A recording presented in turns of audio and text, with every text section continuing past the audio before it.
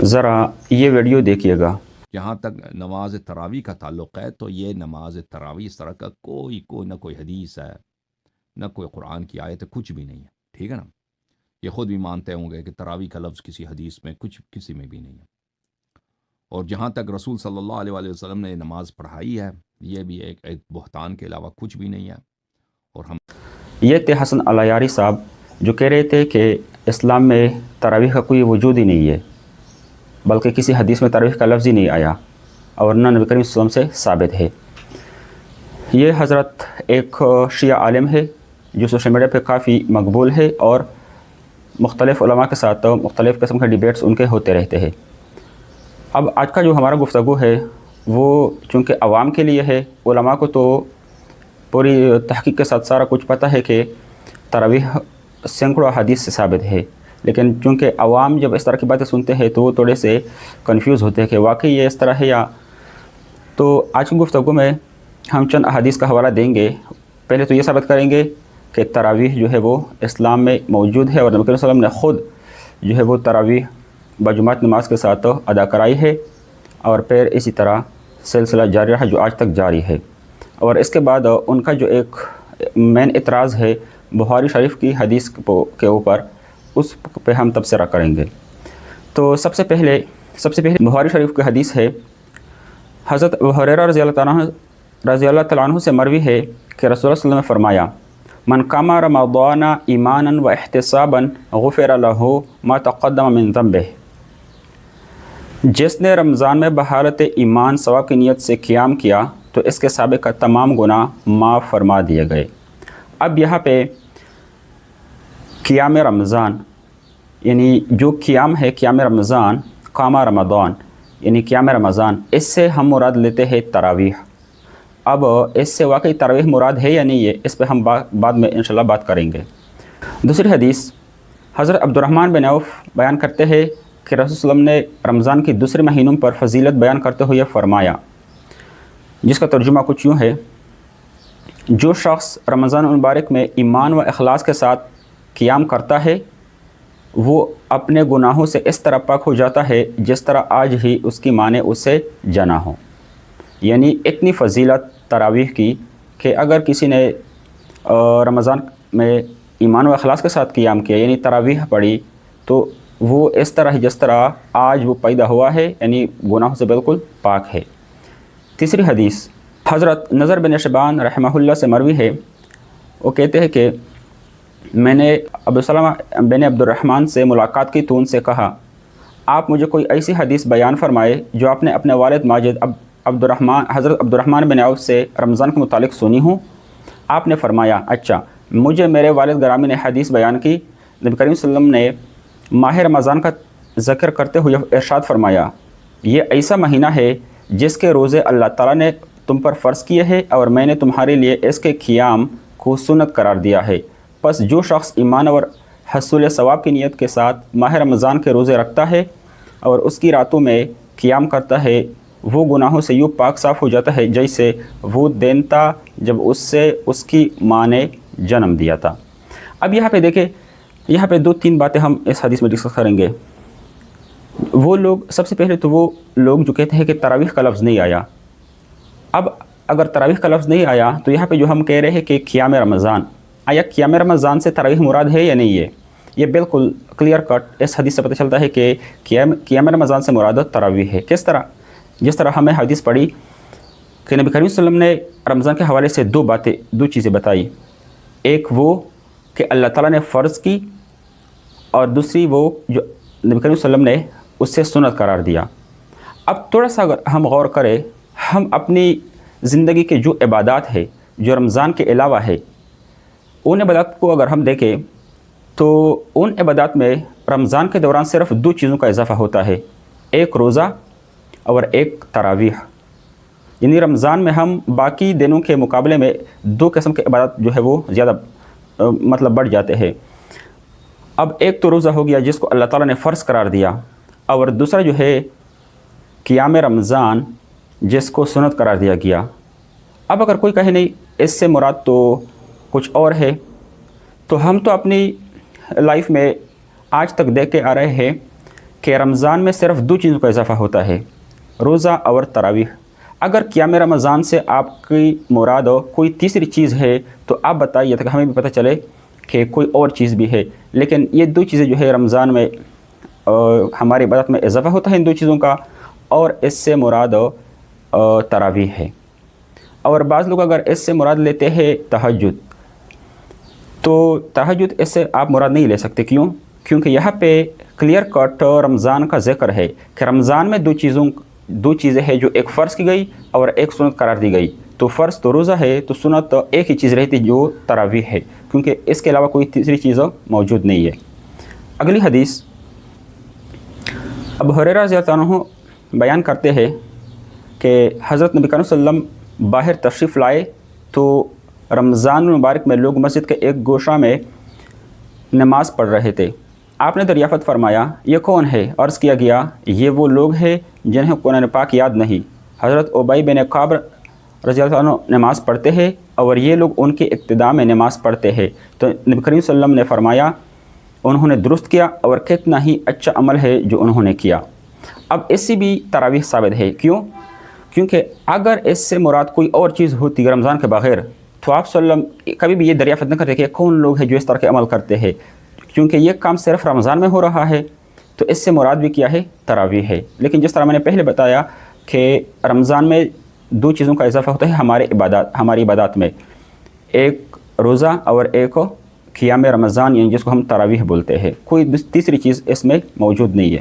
اچھا، اگلی حدیث ہے حضرت عائشہ ذکر عنہا نقل کرتی ہے کہ نبی کریم صلی اللہ علیہ وسلم آدھی رات کو تشریف لے گئے اور مسجد میں نماز پڑھی۔ لوگوں نے بھی آپ کے ابتدا میں نماز پڑھنی شروع کر دی۔ صبح لوگوں نے آپس میں اس واقعہ کا ذکر کیا تو پہلی بار سے زیادہ لوگ جمع ہو گئے۔ نبی کریم صلی اللہ علیہ وسلم دوسری رات تشریف لے گئے تو لوگوں نے پھر آپ کے ابتدا میں نماز پڑھی۔ صبح لوگوں نے پھر اس واقعہ کا ذکر کیا تو تیسری رات مسجد میں بہت زیادہ لوگ جمع ہو گئے۔ نبی کریم صلی اللہ علیہ وسلم تشریف لائے اور لوگوں نے آپ کے ابتدا میں نماز پڑھی۔ چوتھی رات اس کثرت سے صحابہ جمع ہو گئے کہ مسجد تنگ پڑ گئی، لیکن نبی کریم صلی اللہ علیہ وسلم ان کے پاس تشریف نہ لائے۔ لوگوں نے نماز پکارنا شروع کر دیا۔ نبی کریم صلی اللہ علیہ وسلم نہیں آئے حتیٰ کہ نماز فجر کے وقت تشریف لائے۔ جب نماز ہو گئی تو آپ صلی اللہ علیہ وسلم نے لوگوں کی طرف متوجہ ہو کر کلمہ شہادت پڑھنے کے بعد فرمایا، گزشتہ رات تمہارا حال مجھ سے مخفی نہ تھا، یعنی مجھے پتہ تھا کہ آپ لوگ میرا انتظار کر رہے ہیں، لیکن مجھے یہ خوف تھا کہ تم پر رات کی نماز یعنی تراویح فرض کر دی جائے گی اور تم اس کی ادائیگی سے عاجز ہو جاؤ گے۔ اب اس حدیث میں دو تین باتیں ہیں۔ ایک تو نبی کریم صلی اللہ علیہ وسلم نے خود 3-4 راتیں جو ہے وہ خود پڑھائی ہے، لیکن پھر آپ صلی اللہ علیہ وسلم نے جماعت کے ساتھ نہیں پڑھائی۔ وہ کس خوف سے؟ کہ یہ نہ ہو کہ وہ کیا ہو جائے؟ فرض ہو جائے۔ اب یہاں پہ دیکھیں، اب دوسری چیز یہ یہاں پہ اس حدیث میں یہ بھی ہے کہ جب آپ صلی اللہ علیہ وسلم نے پہلی رات پڑھائی تو لوگ کل جو ہے وہ اس چیز کا تذکرہ کرنے لگے۔ اگر یہ عام تہجد ہوتا یا کوئی دوسری عبادت ہوتی رمضان سے پہلے تو لوگ کبھی بھی اس چیز کا تذکرہ نہ کرتے، کیونکہ لوگوں کو پہلے سے پتہ ہوتا کہ یہ تو وہی نماز ہے۔ لیکن پہلی دفعہ جب نبی کریم صلی اللہ علیہ وسلم نے نماز پڑھائی تو لوگوں نے کہا کہ یعنی چونکہ آپ صلی اللہ علیہ وسلم نے پہلی دفعہ شروع کی تھی تو لوگوں نے اس چیز کو مطلب ڈسکس کیا کہ اس طرح نبی کریم صلی اللہ علیہ وسلم مطلب نماز پڑھاتے ہیں اس طرح جماعت کے ساتھ، تو تبھی لوگ زیادہ ہوتے گئے اور یہ چیز جو ہے وہ اس طرح لوگوں میں مشہور ہو گئی۔ ورنہ اگر یہ نماز رمضان سے پہلے ہوتی تو کبھی بھی لوگ یہ اس چیز کو ڈسکس نہ کرتے، کیونکہ ان کو پہلے سے پتہ ہوتا۔ اچھا، اگلی حدیث ابو ہریرہ رضی اللہ تعالیٰ عنہ سے روایت ہے کہ رسول صلی اللہ علیہ وسلم نماز تراویح پڑھنے کی ترغیب دیا کرتے تھے لیکن حکم نہیں فرماتے تھے۔ چنانچہ فرماتے کہ جس نے رمضان المبارک میں حصول ثواب کی نیت سے اور حالت ایمان کے ساتھ قیام کیا تو اس کے سابقہ تمام گناہ بخش دیے جاتے ہیں۔ نبی کریم صلی اللہ علیہ وسلم کے وصال مبارک تک نماز تراویح کی یہی صورت برقرار رہی اور خلافت ابوبکر میں اور پھر خلافت عمر فاروق کے شروع تک یہی صورت برقرار رہی۔ یعنی نبی کریم صلی اللہ علیہ وسلم نے جو نماز پڑھائی تھی ابوبکر کے زمانے رضی اللہ عنہ کے زمانے میں بھی اسی طرح جاری رہی، اور حضرت عمر رضی اللہ عنہ کی یعنی جو خلافت ہے اس کے ابتدائی دور میں بھی یہی سلسلہ جاری رہا۔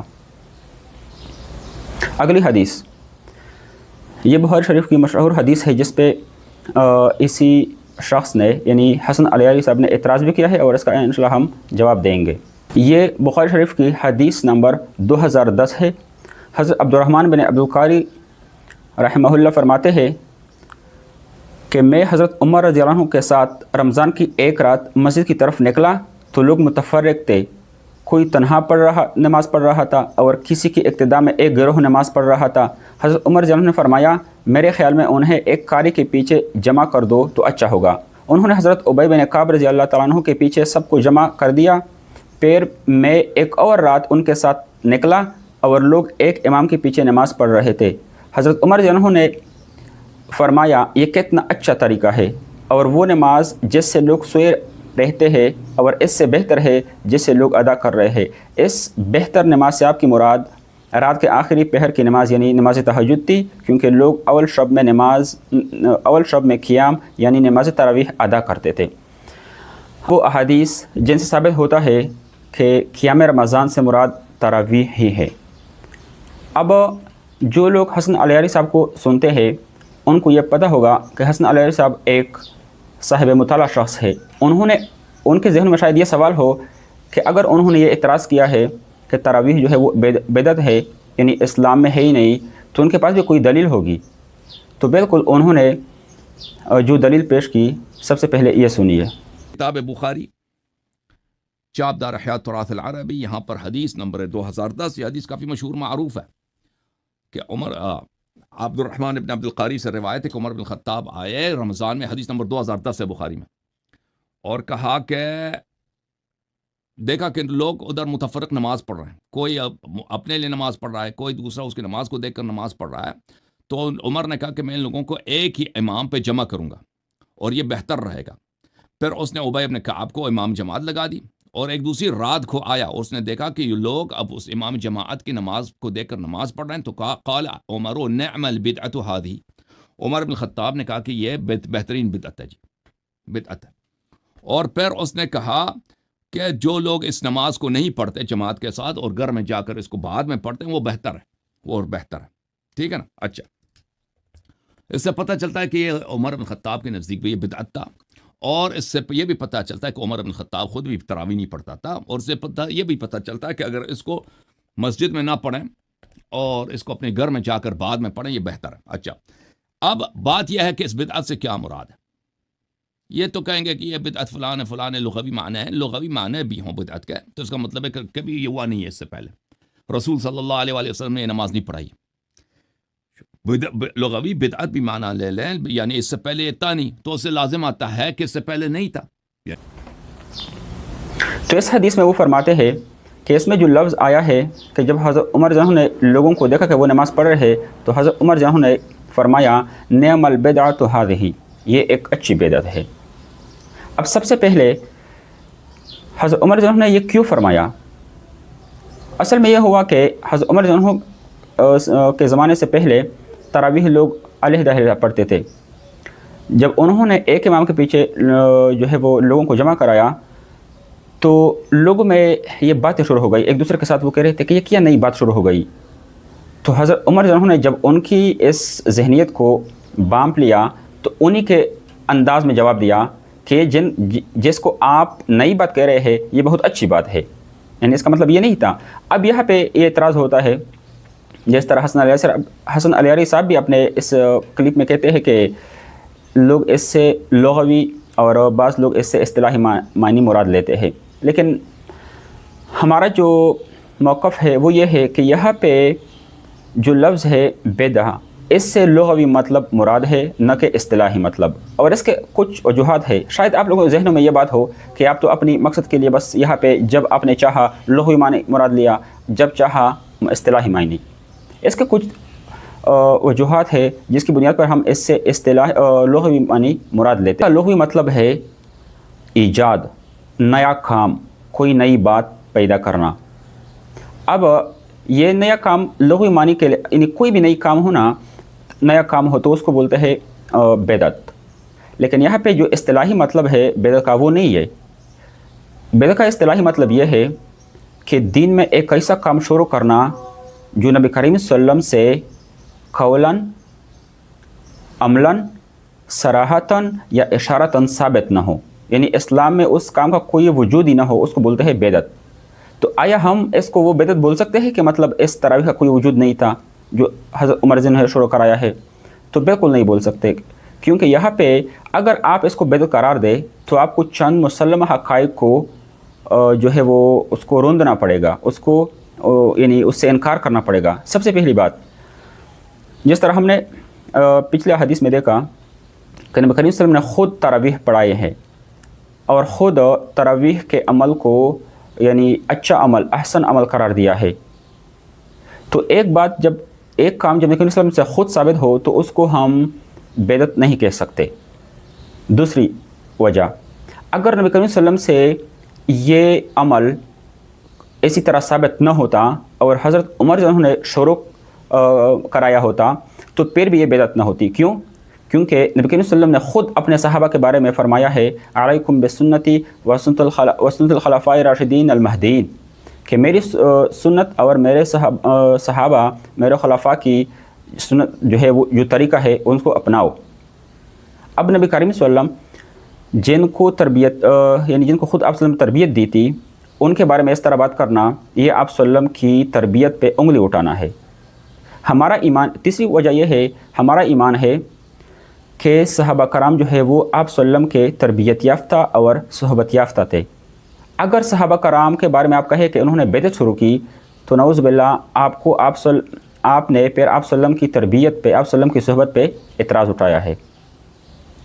चौथी वजह, अगर ये बेदत होती तो मेरा तो ये ईमान है कि हज़रत उमर रज़ी अल्लाह के ख़िलाफ़ तलवार उठाने वाले सबसे पहले शख्स हज़रत अली रज़ी अल्लाह होते, लेकिन हज़रत अली रज़ी अल्लाह जो है उन्होंने न कभी तलवार उठाई, बल्कि यहाँ तक कि उन्होंने, बाज़ रवायात में आता है, तफ़सीर दुर मंसूर में ये रिवायत मौजूद है कि ये जो 20 तरावीह का मशवरा था वो हज़रत अली रज़ी अल्लाह ने दिया था हज़रत उमर रज़ी अल्लाह को।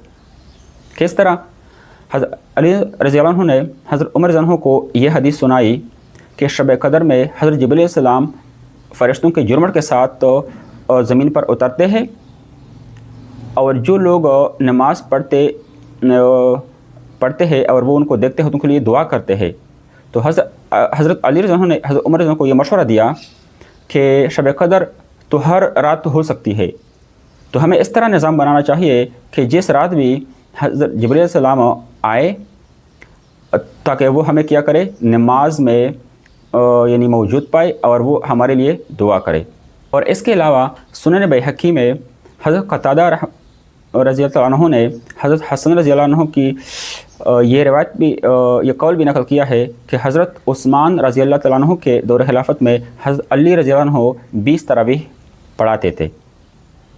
तो इन सारी गुफ्तगू से ये मालूम होता है कि तरावीह जिसको हम क़ियाम रमज़ान कहते हैं और जो हदीस में वारिद है, ये तरावीह ही है जो अहादीस से और आप सल्लम से अमली तौर पर साबित है। फ़र्ज़ अगर हम कहें कि क़ियाम रमज़ान से मुराद तरावीह नहीं है, तो हसन अल-यारी साहब ने जो हदीस तरावीह के रद में पेश किया है उसमें भी तो तरावीह का लफ्ज़ मौजूद नहीं है। उसमें भी अगर तरावीह का लफ्ज़ मौजूद नहीं है और वो फिर भी तरावीह के रद में वो हदीस पेश कर रहे हैं, तो इसका मतलब यह है कि क़ियाम रमज़ान से मुराद उसका भी तरावीह है। वरना अगर वो क़ियाम रमज़ान से उसका मतलब उसकी मुराद तरावीह ना होती तो वो इस हदीस को पेश करने के बजाय वो सीधा ये कहते कि इसमें तरावीह का ज़िक्र ही नहीं है, तरावीह की हदीस है ही नहीं। लेकिन उन्होंने ख़ुद इस हदीस को तरावीह के रद में पेश किया, तो इसका मतलब यह है कि इस हदीस का ताल्लुक़ तरावीह के साथ है और उसमें भी तरावीह का लफ्ज़ नहीं है। तो इस सारी गुफ्तगू से मालूम हुआ कि तरावीह जो है वो नबी करीम सल्लल्लाहु अलैहि वसल्लम से साबित है और सहाबा कराम ने अमली तौर पर यह किया है, जिसको हम किसी तरह से बेदत नहीं कह सकते। वरना अगर आप ये जुरत कर सकते हैं कि नबी करीम सल्लल्लाहु अलैहि वसल्लम की जो अमलन काम है, जो तरावीह उससे साबित है, उसको भी आप ना माने, हज़रत आप सल्लम की तरबियत पे आप उंगली उठा सके और हज़रत अली की रज़ी अल्लाह की शुजाअत जो है अगर आप उससे भी इनकारी है तो आप ये जुरत कर ले कि तरावीह मौजूद नहीं है। बहुत शुक्रिया।